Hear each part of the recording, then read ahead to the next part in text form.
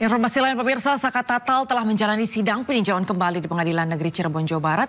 Dan kini keputusan ada di tangan Mahkamah Agung untuk menentukan nasib Saka dan terpidana lain dalam kasus pembunuhan Vina dan juga Egi.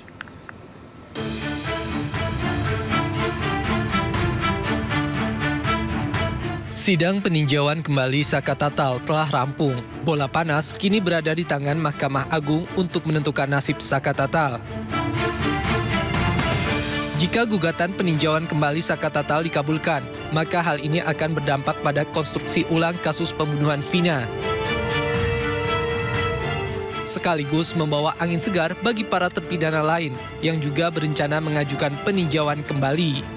Apalagi jika fakta baru bisa membuktikan bahwa peristiwa kematian Vina dan Eki adalah kecelakaan tunggal, bukan pembunuhan seperti yang selama ini diketahui. Nah, itu terjadi sekarang ini, kenapa dia PK?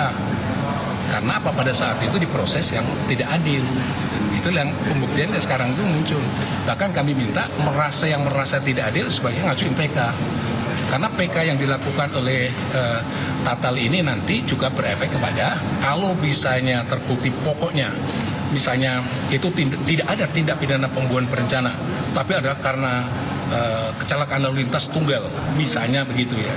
Berarti semuanya rontok semuanya. Kalau Tatal itu diterima, Tatalnya rontok, semua terdakwa juga rontok semuanya.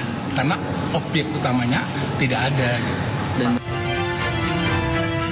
Sebelumnya, pihak Saka Tatal mengajukan gugatan peninjauan kembali untuk memulihkan nama baiknya sebagai terpidana kasus pembunuhan Vina dan Eki. Saka Tatal menghadirkan 10 bukti baru dalam persidangan serta saksi fakta yang mengetahui kejadian sebenarnya. Berdasarkan keterangan beberapa saksi, ditemukan fakta bahwa Saka Tatal tidak terlibat sama sekali dalam kasus ini. Tim Liputan iNews melaporkan. Ya pemirsa, ahli hukum pidana Profesor Muzakir mengatakan keterangan saksi yang berada di bawah tekanan tidak bisa dijadikan dasar untuk memutus sebuah kasus.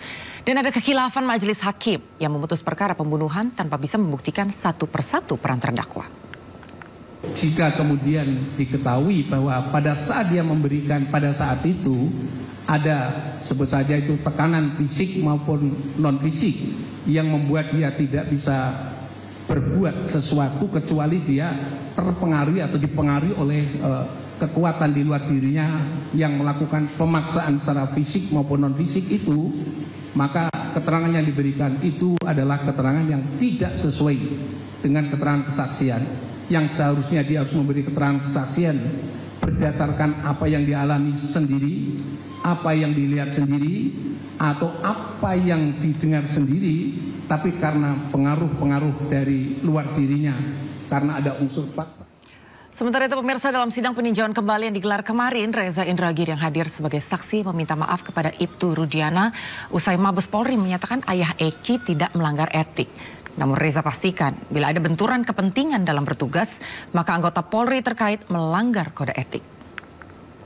Tapi setelah keluar simpulan dari Mabes Polri yang dibacakan oleh Kadif Humas Mabes Polri, yaitu bunyinya kurang lebih bisa dicek di YouTube, Ibtu Rudiana selaku orang tua korban disimpulkan tidak melanggar etik apapun, maka praktis penilaian saya tentang Ibtu Rudiana salah total, majelis.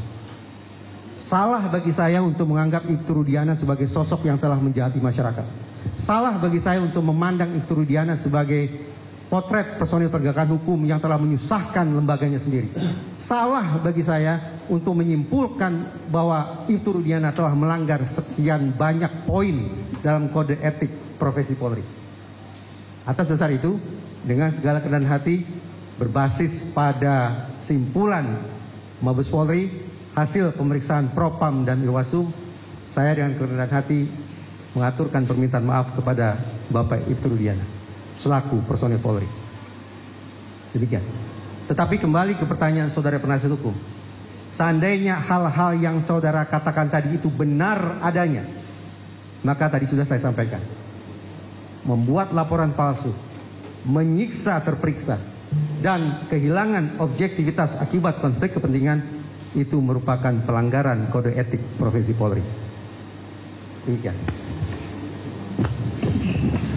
Maksudnya Bapak minta maaf kepada Rudiana karena dianggap benar itu.